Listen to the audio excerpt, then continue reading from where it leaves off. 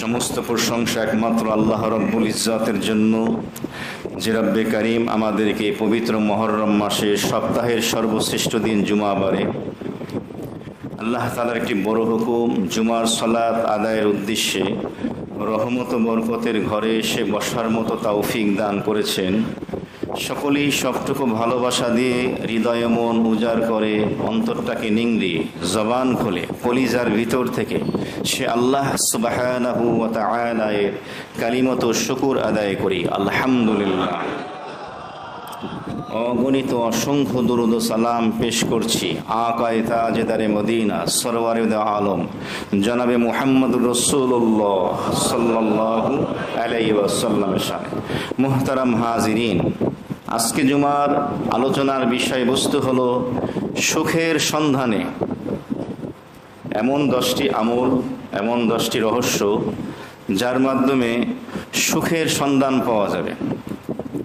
পৃথিবীতে যত মানুষ আছে, নারী হোক পুরুষ হোক, মুসলিম হোক অমুসলিম হোক, সকলেই সুখের সন্ধানে। প্রত্যেকটা মানুষই প্রশান্তির খোঁজে, সকলেই শান্তি চায়, অশান্তি কেউ চায় না। ছোট হোক বড় হোক, শিক্ষিত হোক অশিক্ষিত হোক, রাজা বাদশাহ, ফকির মিসকিন, ধনী গরিব, নারী পুরুষ, দেশি ভিনদেশি, মুসলিম অমুসলিম, প্রত্যেকটা মানুষ শান্তিতে থাকতে চায়, সুখের সন্ধান চায়। আর এটাই হলো বাস্তবতা। এক লোক অঢেল সম্পদের মালিক, জীবনে সুখ নাই। তার আগে একটু বলে নেই সুখ কাকে বলে। সুকুন, সুখ, শান্তি, এটার সম্পর্ক দিলের সাথে, ভিতরে, বাহিরে না। কেউ যদি সুখ শান্তি বাহিরে খোঁজ করে কোনোদিন পাবে না, কিয়ামত হয়ে যাবে, খুঁজে পাবে না। সুখ এবং শান্তির সম্পর্ক বাহিরে না ভিতরে, ভিতরে, দিলের সাথে, অন্তরের সাথে। চোখ দিয়ে পানি পড়ছে, কাঁদতেছে, এই কান্নার ভিতরেও সুখ থাকতে পারে। ছেলে বা মেয়ে কাঙ্ক্ষিত ফলাফল পেয়েছে, ছেলে ডাক্তার হয়েছে, মেয়ে ইঞ্জিনিয়ার হয়েছে, সন্তানের বাবা হয়েছে, সুখে কাঁদতেছে। তো সুখের যে সম্পর্ক, এটা দিলের সাথে, অন্তরের সাথে। দেখ, ধনী মানুষ অঢেল সম্পদের মালিক, সুখ খুঁজে পাচ্ছে না। বিভিন্ন মানুষের কাছে বলছে, কেউ বলছে তুমি পৃথিবী ভ্রমণ করো, তো পৃথিবী ভ্রমণে বের হলো, বিভিন্ন দেশ ভ্রমণ করে আসলো, সুখ নাই। কেউ বলল চ্যারিটি করো, কিছু দান সৎকা করো, করলো, সুখের খোঁজ পাচ্ছে না। কেউ বলল অমুক এলাকায় এক বুজুর্গ আছেন, এক আল্লাহওয়ালা আছেন, তার কাছে গিয়ে তুমি এই প্রশ্ন করো। তো এই ব্যক্তি ওই বুজুর্গের কাছে গেলেন, গিয়ে বললেন, হজরত আমি তো সুখের সন্ধান করতেছি, আমার ভিতরে তো কোনো সুখ নাই, শান্তি নেই। দেশ বিদেশ ভ্রমণ করলাম, দান সৎকা করলাম, কিন্তু সুখ তো পাচ্ছি না। তো এই বুজুর্গ বললেন, তুমি আগামীকাল সকালে এসো, আমি তোমার এই প্রশ্নের উত্তর দেব। ওই লোকটি চলে গেল। পরের দিন সকালে গেল ফজরের সালাতের পরে।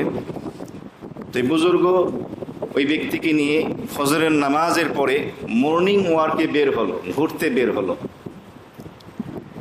পাহাড়ি পথ হাঁটতেছে, হাঁটতে হাঁটতে রাস্তার পাশে একটি বিশাল আকারের পাথর, মনে করেন 5-7 কেজি। বুজুর্গ ওই লোকটাকে বললেন, পাথরটা উঠাও। তো ওই লোকটা পাথরটা উঠালো। বুজুর্গ বললেন, এবার এটাকে নিয়েই মর্নিং ওয়াক করি, হাঁটো। হাঁটতে লাগলেন। কিছু দূর হাঁটতে হাঁটতে ক্লান্ত শ্রান্ত, ভারী পাথর, পারতেছে না।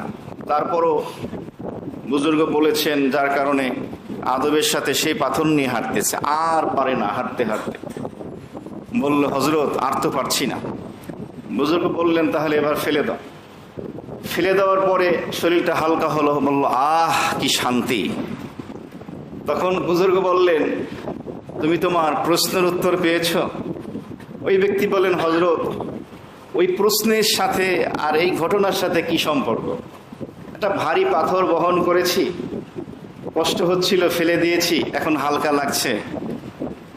আমার তো প্রশ্ন ছিল সুখ কোথায় পাবো, আমি তো সুখের সন্ধান করছি। আপনারা কথা বুঝতেছেন? তখন ওই বুজুর্গ বললেন যে দেখো, এই পাথরটা তো বাহ্যিকভাবে দেখা যাচ্ছিল অনেক ভারী, তোমার বহন করতে কষ্ট হচ্ছিল, যখন তুমি ফেলে দিলে শরীরটা হালকা হলো, একটু ভালো লাগলো। ঠিক এমনিভাবে মানুষের, আমাদের দিলের উপরে, অন্তরের উপরে অনেক এমন ভারী ভারী পাথর পড়ে থাকে যেগুলো আমরা দেখতে পাই না।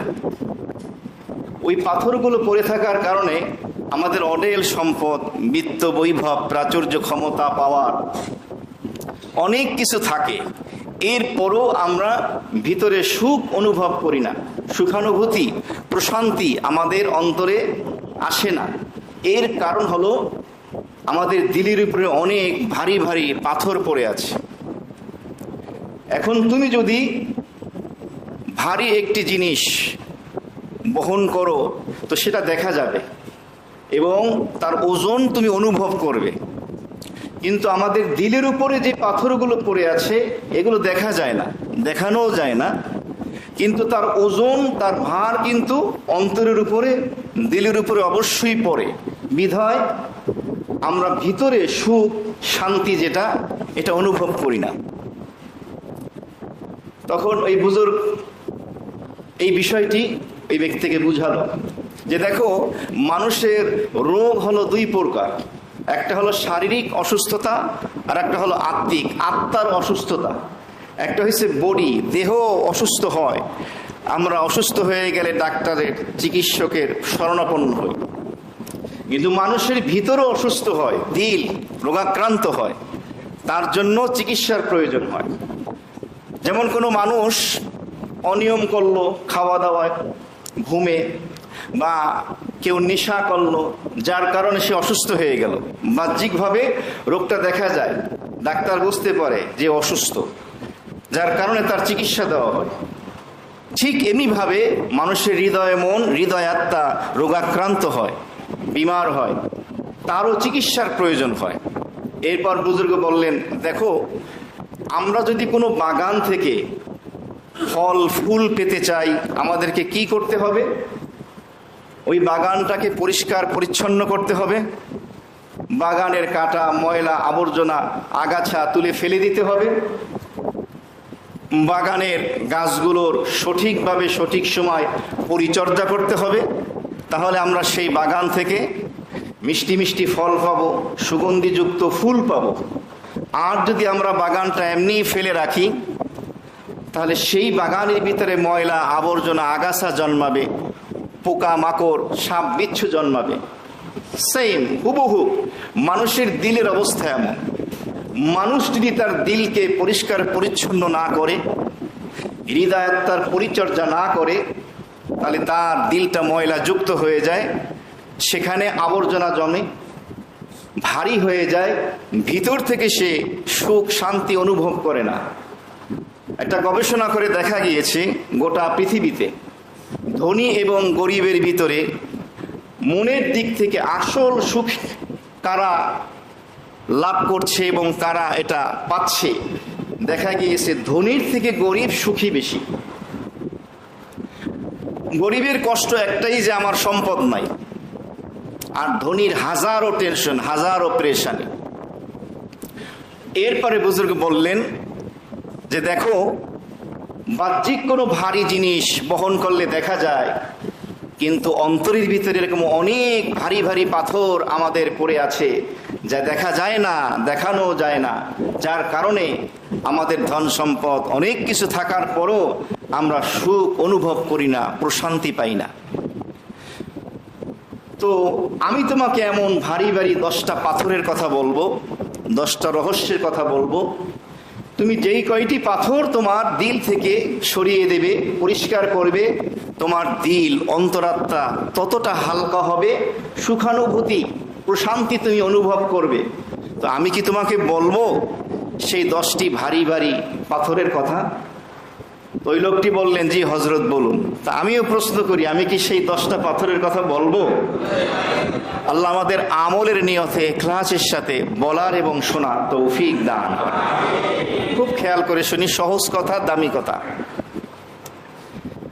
হযরত বললেন, দেখো আমাদের দিলের উপরে যে ভারী ভারী পাথর আছে তার মধ্যে থেকে একটি পাথর হলো বুগজ ইনাদ, কিনা। এর অর্থ হলো কোনো কারণ ছাড়া কোনো মানুষকে ভালো না লাগা। খেয়াল করতে হবে, অনেক সময় কোনো মানুষের সাথে আপনার কোনো লেনদেন নাই, কোনো সম্পর্কও নাই, কথাবার্তাও হয় না, এরপরও আপনার লোকটাকে ভালো লাগে না, এরকম হয় না? লোকটার চেহারা দেখলেই আপনার খারাপ লাগে, টিভির স্ক্রিনের ভিতরে তার চেহারা আসলেই মনটা খারাপ হয়ে যায়। অথবা কখনো কোনো কারণে তার সাথে হয়তো আপনার কিছু হয়েছিল, পরে সমঝোতা হয়ে গেছে, মিট হয়ে গেছে, এরপরও তাকে ভালো না লাগা, এ কথাটা অনেকের নিকটে মনে হতে পারে এটা এমন কি, এই ছোট্ট একটা বিষয় একটা পাথরের মতো আপনি হৃদয়ে বহন করতেছেন, ওই লোকটাকে দেখলেই আপনার খারাপ লাগছে, তার মানে আপনার দিলের উপর একটা ভারী পাথর পড়লো, সুখের সম্পর্ক যে দিলের সাথে অন্তরের সাথে একটা পর্দা পড়ে গেল, সুখানুভূতির পরিমাণটা কমে গেল। অনেক সময় অনেক কারণে অকারণে, যৌক্তিক হোক অযৌক্তিক হোক, অনেকের সাথে বাক বিতণ্ডা হয়, ঝগড়া ফাসাদ হয়, এরপরে আমরা চাইলে আল্লাহর জন্য তাকে মাফ করে দিতে পারি কিনা? জীবন কয়দিনের এই হায়াত, আজ আসি কাল নেই, প্রতিদিন মানুষ মৃত্যুর কোলে ঢলে পড়ছে, প্রতিদিন অসংখ্য মানুষ পৃথিবীতে আসছে, জন্ম নিচ্ছে, আবার অসংখ্য মানুষ পৃথিবীর জমিন থেকে চলে যাচ্ছে। আমার পালা কবে আসবে জানি না, তা আমি এই কষ্ট মনে রেখে লাভ কি? চলে গেলে তো সবই শেষ। এই যে বুগজ ইনাদ, কিনা, কোনো কারণ ছাড়া অকারণে কাউকে খারাপ লাগা, ভালো না লাগা, এটা একটা ভারী পাথর, এটা আপনাকে আমাকে দিল থেকে সরাতে হবে। না সরালে লাভ নেই, বরং লস, ক্ষতি। সরাবো তো? বলেন ইনশাআল্লাহ। এই শুধু বলে ফেললাম, শুনে ফেললাম, এর দ্বারা হবে না, একটু কষ্ট হবে, একটু মুশাহাদা করতে হবে, নিজেকে বুঝাতে হবে যে অমুককে ভালো লাগে না। ভালো না লাগার তো কোনো কারণ নেই, হয়তো আপনার কাছে যৌক্তিক কারণ থাকতে পারে, বলতে পারেন তার চেহারাই আমার ভালো লাগে না। চেহারা বানাইছেন কে? আল্লাহ। আল্লাহ বানিয়েছেন। আপনি চাইলে তার মতো হতে পারবেন? সে আপনার মতো চাইলে হতে পারবে? আচ্ছা, বাজারে তো অনেক সবজি আছে, করল্লা আছে না? করল্লা তো তিতা, এরপরও অনেকে পছন্দ করে কিনা? করল্লা সবজির ভিতরে উপকারী সবজি কিনা? অনেকেই পছন্দ করে না, তিতা। যেমন আমার খেতেই কষ্ট হয়, আমি অতটা পছন্দ করি না। বেগুন আছে, চিচিঙ্গা আছে, কত ধরনের সবজি আছে, এক একটা সবজির ভিতরে এক একটা গুণ আছে কিনা, পুষ্টিগুণ আছে কিনা? তাহলে এখন করল্লা যদি চায় যে আমি বেগুন হব, পারবে? বেগুন যদি চায় আমি করল্লা হব, পারবে? আল্লাহ তাআলা মানুষকে এক একজনকে এক একটা গুণ দিয়ে, বৈশিষ্ট্য দিয়ে সৃষ্টি করেছেন। আপনার মতো আমি হতে পারবো না, আপনার ভিতরে অনেক ভালো ভালো গুণ আছে, অমুকের ভিতরে অনেক ভালো ভালো গুণ আছে। সুতরাং ভালো না লাগার কোনো কারণ নেই। বুঝাতে হবে নিজের মনকে যে অকারণে কাউকে অপছন্দ না করা। যদি কখনো হয়ে যায় ইস্তেগফার পড়া, এটা গুনাহ। তাহলে প্রথম যে ভারী পাথরটা আমরা অন্তরে বহন করছি, আমাদেরকে ফেলে দিতে হবে অন্তর থেকে, দিলটাকে সাফ করতে হবে, সেটা হলো বাংলা ভাষায় অকারণে কাউকে ভালো না লাগা। এটা বুঝছেন আপনারা? দ্বিতীয় নম্বরের ভারী পাথর কি? বুজুর্গ বললেন যে দেখো, দ্বিতীয় ভারী পাথরটা হলো হাসাদ। এটা সবার মধ্যেই আছে কম বেশি। হিংসা, এটা কি? কাকে বলে? কারো উন্নতি দেখলে ভিতরে জ্বালা পোড়া শুরু হওয়া। অমুকে একটা আলিশান বাড়ি করছে, আপনার কি তাতে? আমার কি? তার টাকা দিয়ে সে করছে, তো বাড়ি করতেছে বা করে ফেলছে, দেখার পরে ভিতরে জ্বলন শুরু হয়ে গেছে। এরকম জ্বালা পোড়া নাই কি নাই? একটা ফ্ল্যাট ক্রয় করেছে, একটা অ্যাপার্টমেন্টের মালিক হয়েছে, ভিতরে জ্বালা পোড়া শুরু হয়ে গেছে। একটা ব্র্যান্ডের, দামি ব্র্যান্ডের গাড়ি কিনেছে, দেখেই জ্বালা পোড়া, শুনেই জ্বালা পোড়া শুরু হয়েছে। মেয়ের জন্য ভালো একটা পরিবার থেকে সম্বন্ধ আসছে, প্রস্তাব আসছে, শোনার পরই জ্বালা পোড়া শুরু হয়ে গেছে। ছেলের একটা ভালো জব, একটা চাকরি হয়েছে, ভালো একটা বিজনেসে নেমেছে, শোনার পরই ভিতরে জ্বালা পড়া শুরু হয়ে গেছে। আপনি কিভাবে বুঝবেন আপনার ভিতরে হাসাদের বিমারি আছে, হিংসার বিমারি? হিংসা কত বড় ধ্বংসাত্মক বদগুণ। নবী করিম সাল্লাল্লাহু আলাইহি ওয়াসাল্লাম হাদিস শরীফে বলেছেন, ইয়াকুমুল হাসাদ, তোমরা হিংসা থেকে বেঁচে থাকো, সাবধান। ফাইনাল হাসাদা তাকুলুল হাসানাত ইয়াকুলুল হাসানাত কামা তাকুলুন নারুল হাতাবা আও কামা ক্বালা সাল্লাল্লাহু আলাইহি ওয়াসাল্লাম। আল্লাহর হাবিব চমৎকার ভাবে দৃষ্টান্ত দিয়ে বোঝালেন, শুকনা লাকড়ি, শুকনা কাঠ আগুন যেভাবে জ্বালিয়ে দেয়, কোন ব্যক্তির ভিতরে দিয়ে হাসাদ থাকে, হিংসা থাকে, সে যতই নেক আমল করুক, তার এই হিংসা, তার এই হাসাদ তার জিন্দেগীর সমস্ত নেক আমলগুলো জ্বালিয়ে দেয়। নাউযুবিল্লাহ মিন যালিক। আমল তো অনেক করছি, 5 ওয়াক্ত নামাজি, রমজান মাসের রোজা, হজ, উমরা, যাকাত, সদকা, অনেক নেক আমল, তাসবিহ, তাহলিল, দাওয়াত, পীর মুরিদি, জিকির, আজকার, কত কাজ, কিন্তু ভিতরে হিংসা ভরা। হৃদয়ের ভিতরে, অন্তরের ভিতরে হাসাদ ভরা, হিংসা ভরা। আমল তো সব সারখার হয়ে যাচ্ছে। আফসোস এবং পরিতাপের বিষয়, এমন এক জমানা আছে ভাই ভাইয়ের সাথে হিংসা করে, বোন বোনের সাথে হিংসা করে, আছে কি নাই? দেখছে এই ভাইটার পদোন্নতি হচ্ছে, অর্থনৈতিক স্বাবলম্বিতা, অমুক বোনটার বিবাহ ভালো জায়গায় হয়েছে, হিংসা শুরু হয়ে গেছে। আরে ভাই, হিংসা করে কি লাভ? লস তো আমার হচ্ছে, তার তো কোনো লস হচ্ছে না। এমনকি কেউ এসে বলল যে হজে যাচ্ছি, এ কথা বলার পরও অনেকের ভিতরে হিংসা শুরু হয়ে যায়। হ্যাঁ, হজে যাইতেছে, চিন্তা করেন। আপনার তো উচিত ছিল দোয়া করা, আল্লাহ আপনার খাজানায় তো কোনো জিনিসের কমতি নাই, অমুককে নিছেন হজে, আমাকেও যাওয়ার তৌফিক দান, এই দোয়া করা উচিত। হাসাদ, হিংসা কেন? কেউ একটি দামি বাড়ি করেছে, একটা ব্র্যান্ডের গাড়ি ক্রয় করেছে, তো দেখার পরই ব্যাড কমেন্ট, নেগেটিভ মনোভাব, ও গাড়ি কিনছে 2 নম্বর টাকা, হালাল না হারাম? বলে নাউযুবিল্লাহ মিন যালিক। কেন হালাল টাকা দিয়ে বাড়ি করা যায় না, গাড়ি কেনা যায় না? কেন যাবে না? হালালেই তো বরকত, হারামে তো বরকত নেই। কেন আমি নেগেটিভ ভাবছি, তার উপরে বদগুমানি করে কেন আমি গুনাহগার হচ্ছি? হালালে বরকত, তার প্রমাণ কি? প্রতিদিন অসংখ্য অগণিত প্রাণী জবে হয়। এরপরে পবিত্র জিলহজ মাস আসে, 10, 11, 12 কোরবানির এই 3 দিন লক্ষ লক্ষ কোটি কোটি পশু মুসলমানরা জবাই করে। এরপরও কোনো বছর কোরবানির পশুর ঘাটতি দেখা গেছে, পাওয়া যায় না, এমন কোনো কথা শুনছেন? কোনো এলাকায় সাময়িকভাবে যদি হয়, সেটা হলো ওই সমস্ত দালালদের সিন্ডিকেটের কারণে। পশুর কি অভাব হয়? না, সমস্ত কিছুর ইন্তজাম করেন কে? বুজুর্গ বললেন, দেখো এই যে হাসাদ, এটা একটা ভারী পাথর, এটা আমাদের অন্তরের উপরে পড়ে থাকে, যার কারণে অন্তরটা ভারী হয়ে যায়, সুখ অনুভব করি না। তুমি যদি এই ভারী পাথরটাকে ফেলে দিতে পারো, তাহলে তোমার অন্তরটা হালকা হবে, তুমি সুখ অনুভব করবা। কয় নম্বর গেল? 2 নম্বরের দ্বিতীয় পাথর। 3 নম্বরের পাথর খেয়াল করেন, সমাজ আজকে কোথায় আছে?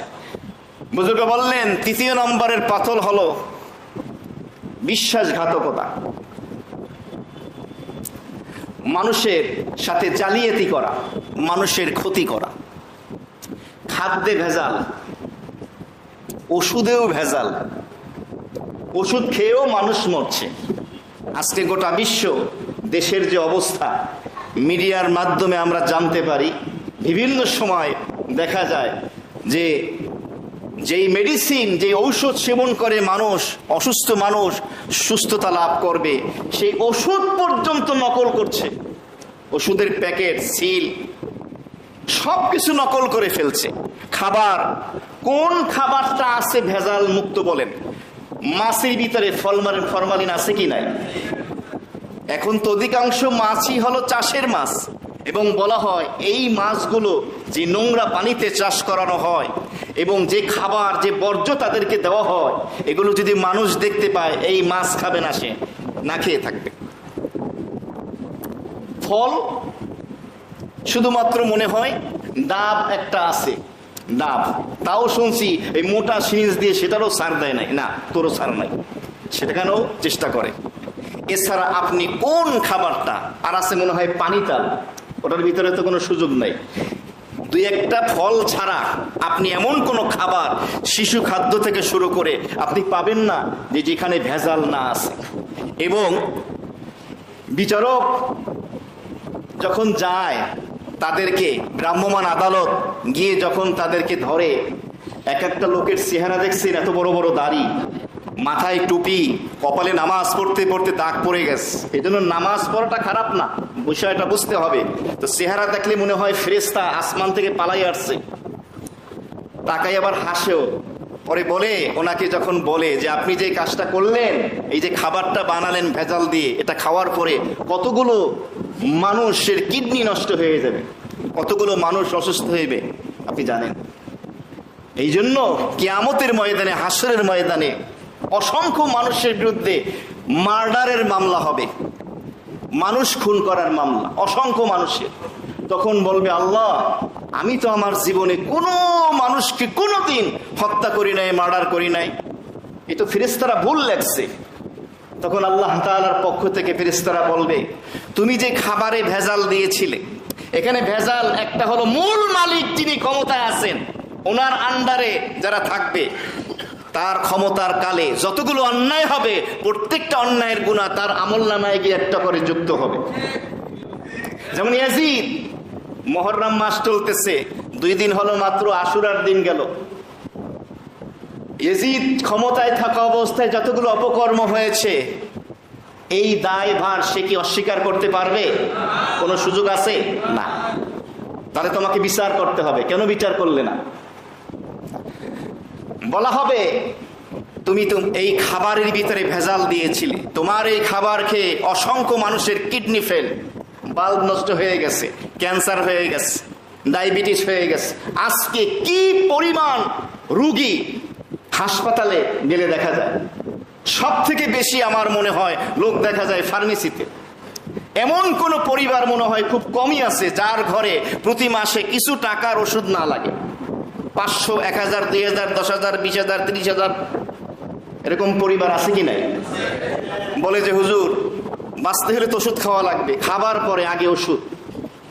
এই যে রোগীর সংখ্যা এত পরিমাণে বেড়ে যাওয়া, এত পরিমাণ ফার্মেসি এত ছিল না আগে, এত যে ভিড় লেগে থাকে একটা ফার্মেসিতে, এই অসংখ্য মানুষ, এই যে তো এই লোকগুলো তোমার এই ভেজাল খাবার খেয়ে অসুস্থ হয়েছে, মারা গিয়েছে।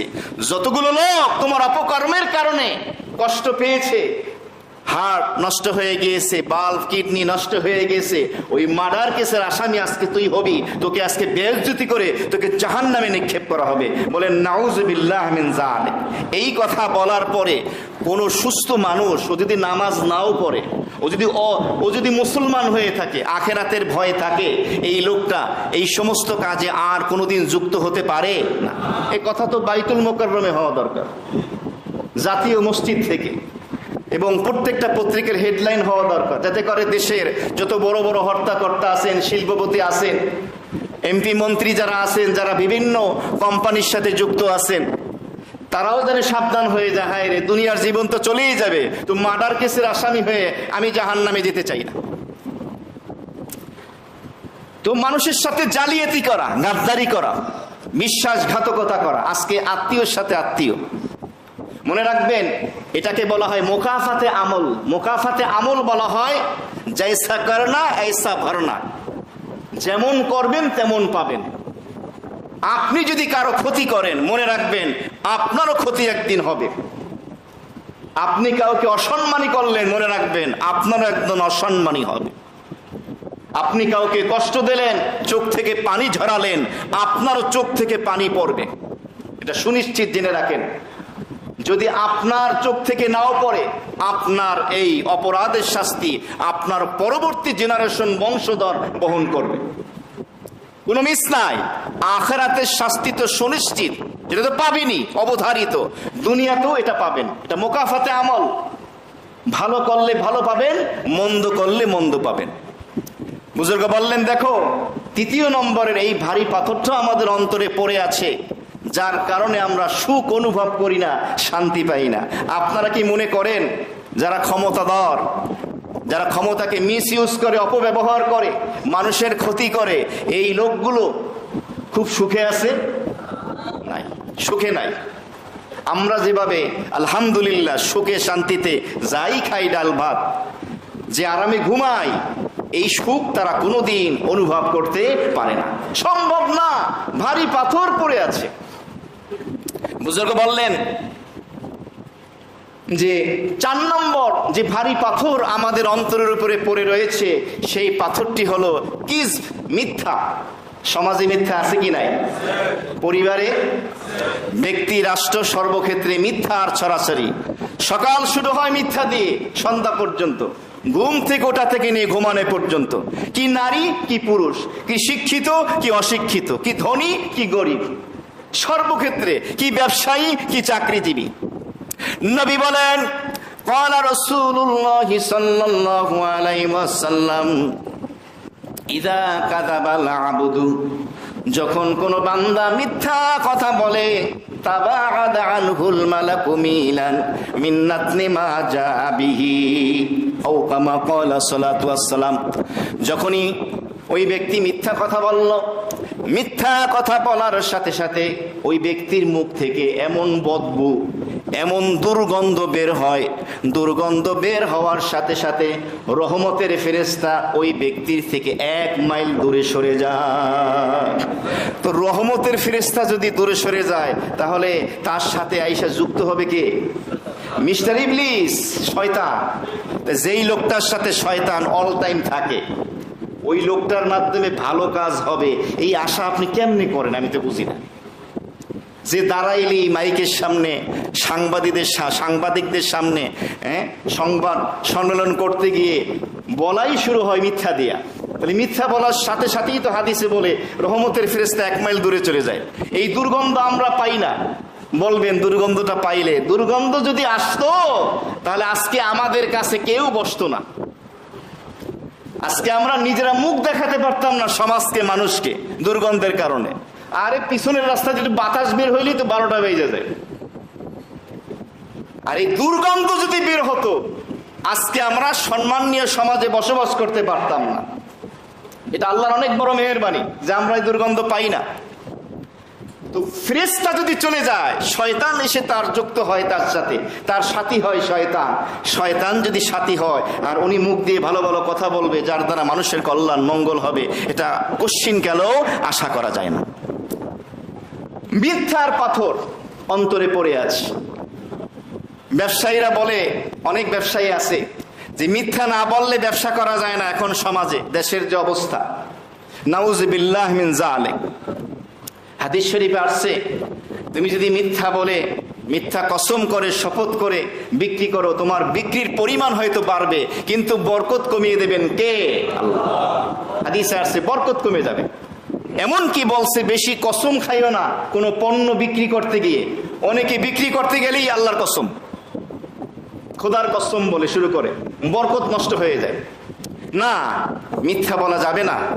তো মিথ্যার পাথর অন্তরে বহন করার কারণে আমাদের অন্তরটা ভারী হয়ে গেছে, যার কারণে সুখের সন্ধান আমরা পাচ্ছি না, আন্তরিকভাবে আত্মিকভাবে আমরা সেই প্রশান্তি অনুভব করছি না।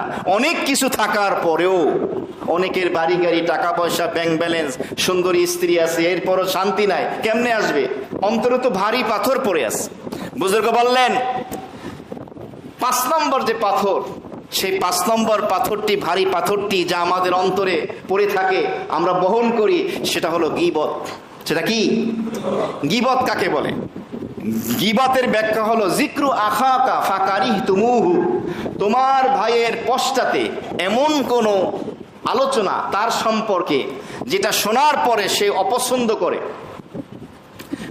আপনি যদি আমার কোনো প্রশংসা আমার অগোচরে করেন, সেটা শুনলে আমার ভালো লাগবে না খারাপ লাগবে? ভালো লাগবে। আর আপনি যদি আমার দোষগুলো আমার অগোচরে বলেন, আমি অন্য কোনোভাবে থার্ড পার্সনের মাধ্যমে শুনতে পাই, আমি কষ্ট পাবো কিনা? এখন প্রশ্ন আসবে যে যদি দোষটা আপনার ভিতরে থাকে, তার উত্তর হাদিসে আছে। নবীজিকে সাহাবী প্রশ্ন করলেন, ইয়া রাসূলুল্লাহ, যেই দোষটা আমরা তার অগোচরে বললাম, এই দোষটা যদি তার মধ্যে থাকে? নবীজি বললেন, তার নামই তো গীবত। আর যদি তার মধ্যে না থাকে, এরপরেও বলো, তার নাম হলো বুহতান, অপবাদ। এটা আরো জঘন্যতম খারাপ। তার মানে আপনার মধ্যে যে দোষটা আছে, এই দোষটা যদি আমি অন্য কারো কাছে বলে বেড়াই, এটার নামই কি? গীবত।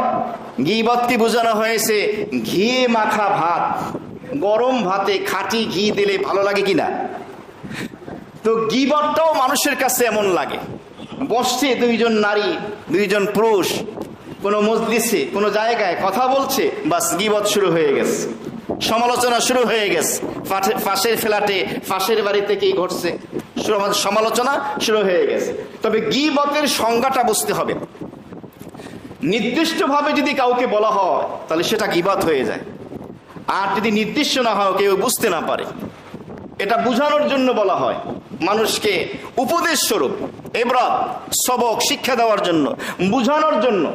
অথবা এমন ব্যক্তি যার অপরাধটা জাহির এবং বাহির, গোটা পৃথিবীর মানুষ, সমাজের মানুষ সবাই জানে, এবং তার দ্বারা সবাই ক্ষতিগ্রস্ত হচ্ছে, তার থেকে পানাহ চাচ্ছে, তাহলে এটা আর গীবতের পর্যায়ে পৌঁছে না। কারণ যে জালেম, অত্যাচারী, তার অপরাধের কথা তো বলতে হবে। হাদিসে আসছে, কালিমাতু হাক্কিন আফজালুল জিহাদ, কালিমাতু হাক্কিন ইনদা সুলতানিন জায়ের, আও কামা ক্বালা সাল্লাল্লাহু আলাইহি ওয়াসাল্লাম। নবী বলেছেন, সর্বোত্তম জিহাদ হলো কোন জালেম বাদশার বিরুদ্ধে হক কথা বলা। আর হক কথা বললে মানুষের গায়ে লাগবে। আমি যদি মেম্বার থেকে হক বলি, সত্যটা বলি, এটা অনেকের গায়ে লাগবে। আমি সুদের বিরুদ্ধে বললে যারা সুদ খায় তাদের গায়ে লাগবে কিনা?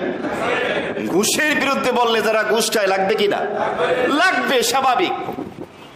এমনকি আমি যে অপরাধ করি, যদি আপনি সেই বিষয়ে বলেন, আমারও গায়ে লাগবে, এটাই স্বাভাবিক। তো হক বলতে গেলে লাগবে।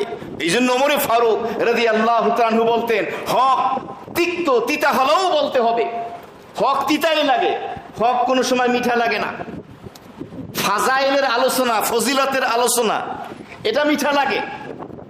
আপনি ভিটামিন খান, মজার মজা। অ্যান্টিবায়োটিক খান, মজা। 3 দিন, 7 দিন, 2 সপ্তাহ কোর্স। অ্যান্টিবায়োটিক এটা কষ্টদায়ক, দামও বেশি, বহন করাও কঠিন। এটা তো হক, এটা অ্যান্টিবায়োটিকের মতো। কেউ যদি চায় আমি আমার চরিত্রকে চেঞ্জ করব, স্বভাবকে চেঞ্জ করব, আমি ভালো মানুষ হব, একজন ভালো মুসলিম হব, আল্লাহর একজন খাঁটি বান্দা হব, নবীর একজন আশেক, দেওয়ানা, একজন উম্মত হব, তাহলে তার জন্য এটা উপকারী হবে। মুহতারাম হাজিরিন, তো তখন সেটা আর গীবত থাকে না, যেটা এমন পর্যায়ে যায় যেটা সমাজের মানুষ সবাই জানে, যার থেকে মানুষ পানাহ চায়, আশ্রয় চায়। এমনি ভাবে কোন শায়েখ, কোন মুরব্বী, কোন আলেমে দ্বীনের কাছে আপনি গেলেন, গিয়ে কোন এক ব্যক্তির কথা বললেন, উদ্দেশ্য তাকে ছোট করা নয়, উদ্দেশ্য হলো আপনাকে শিক্ষক, মুরব্বী মনে করে বলা, যাতে আপনি তাকে ডেকে সংশোধন করে দিতে পারেন। অথবা মনে করেন আপনি তাকে বয়ানের মাধ্যমে ওই লোকটাকে সংশোধন করে দিলেন, তখন সেটা আর গীবতের পর্যায়ে পড়ে না। কারণ একটা মানুষ ভুলের ভিতরে, অপরাধের ভিতরে রয়েছে। এখন আপনি সরাসরি তাকে বলতে সাহস পাচ্ছেন না, বা বললে কোনো লাভ হবে না, আপনার কথার কোনো দাম দেবে না। আপনি কোনো আলেমের কাছে গিয়ে বললেন যে হুজুর এই অবস্থা, আপনি ডেকে, আমার নাম বলবেন না, ডেকে হোক, অথবা আপনি আপনার বয়ানের মাধ্যমে যেভাবেই হোক, অনেক সময় অনেক মুসল্লি এসে বলে, আমি আমার বয়ানের ভিতরে সরাসরি না, ইনডাইরেক্ট আলোচনার এক ফাঁকে আমি কথাটা ঢুকিয়ে দিই, যাতে করে ওই রোগে যে আক্রান্ত আছে সে যদি ওই আমার বয়ানে মজলিসে হাজির থাকে, হতে পারে আল্লাহ পাক তার এই বিমারি থেকে শেফার ব্যবস্থা করে দেবেন। সে তখন বুঝতে পারবে যে হুজুর যেহেতু বলছেন কোরআন হাদিসের আলোকে, তাহলে আমাকে এই বদগুণটি পরিহার করতে হবে। তখন আর এটা গীবত থাকে না। তাহলে 5 নম্বর যে ভারী পাথরটা আমরা আমাদের দিলে, অন্তরে বহন করছি, সেটা হলো গীবত। আজকে সমাজ বলেন, রাষ্ট্র বলেন, ঘরে বলেন, বাহিরে বলেন,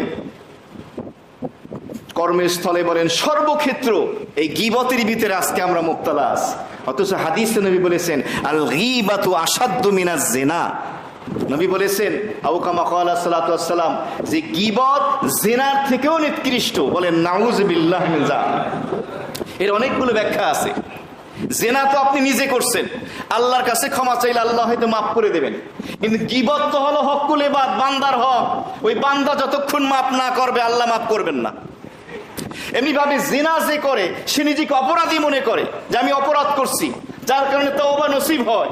কিন্তু গীবত যে করে গীবতকে কোনো অপরাধী মনে করে না, বিধায় তার তওবা নসিব হয় না। বুঝতেছেন কথা? কি এটাকে অপরাধ সে মনে করে না, যার কারণে সে তওবাও করে না। সেই গীবতের মতো ভারী পাথর আজকে আমরা অন্তরে বহন করছি। তবে এই গীবতের বিমারিটা তুলনামূলক পুরুষের থেকে নারীদের ভিতরে বেশি। তারা এটা বেশি বলে বেড়ায়। মুহতারাম হাজিরিন, সুতরাং এই যে একটি মন্দ স্বভাব, যার কারণে আমাদের অন্তরে ভারী পাথর পড়ে আছে এই গীবতের, এই পাথর আমাদেরকে সাফ করতে হবে, দূর করতে হবে। তাহলে আমাদের দিলটা হালকা হবে। দিলের ভিতরে শান্তি দেবেন কে? আল্লাহ। সম্মানিত উপস্থিতি, আজকের জুমার যে আলোচনার বিষয়বস্তু ছিল সেটা হলো সুখের সন্ধানে আমরা কিভাবে সুখ পেতে পারি, অন্তরে শান্তি অনুভব করতে পারি। আমার টাকা পয়সা থাকতে না পারে, অনেক পোশাক নাও থাকতে পারে, বাড়ি গাড়ি ধন দৌলত বিত্ত বৈভব প্রাচুর্য নাও থাকতে পারে, এরপরও আমি কি সুখ লাভ করতে পারি না? অবশ্যই পারি। তার কথা তো প্রথমেই বললাম, গবেষণায় দেখা গিয়েছে ধনীর থেকে গরিব বেশি সুখী। সুতরাং এই সুখ পেতে হলে এই ভারী ভারী পাথরগুলো সরাতে হবে। তাহলে আজকে আমরা কয়টা পাথর নিয়ে আলোচনা শুনলাম? 5টা। আগামী সপ্তাহে বাকি 5টা, এবং সুখের সন্ধানে কিভাবে আমরা হাঁটবো, সেই রাস্তাটা কোথায়, এই নিয়ে আরো বেশি জ্ঞানগর্ভ আলোচনা হবে, তাৎপর্যপূর্ণ আলোচনা হবে। সংক্ষেপে একটু বলে দিচ্ছি। 1 নম্বর যে ভারী পাথর আমাদের অন্তরে, সেটা হলো বুগজে আয়নাত, কি না অকারণে কাউকে অপছন্দ করা, ভালো না লাগা, এই পাথর সরাতে হবে। 2 নম্বরে হলো হাসাদ, হিংসা, অন্তর থেকে হিংসার ভারী পাথর সরাতে হবে। 3 নম্বরে হলো যে পাথরটা আমাদেরকে সরাতে হবে সেটা হলো, একটা হলো কিস, মিথ্যা, মিথ্যার ভারী পাথর আমাদের অন্তর থেকে সরিয়ে দিতে হবে। আর একটা পাথর হলো 4 নম্বরে, সেটা হলো বিশ্বাসঘাতকতা, জালিয়াতি, গাদ্দারি করা, ধোঁকা দেওয়া মানুষকে, এই ভারী পাথর সরাতে হবে। আল্লাহর হাবিব বলেছেন আমার উম্মত অন্যান্য গুনাহ হয়তো করে ফেলতে পারে, গুনাহ হয়ে যেতে পারে, কিন্তু 2টি গুনাহ আমার উম্মত কোনোদিন করতে পারে না। একটা হলো ধোঁকা, আর একটা হলো মিথ্যা। আমার উম্মত কোনোদিন কাউকে ধোঁকা দিতে পারে না, প্রতারণা করতে পারে না কারোর সাথে, এবং আমার উম্মত কোনোদিন মিথ্যা বলতে পারে না। আজকে এই উম্মতের ভিতরে এই 2টা বিমারি রোগ আছে কি নাই?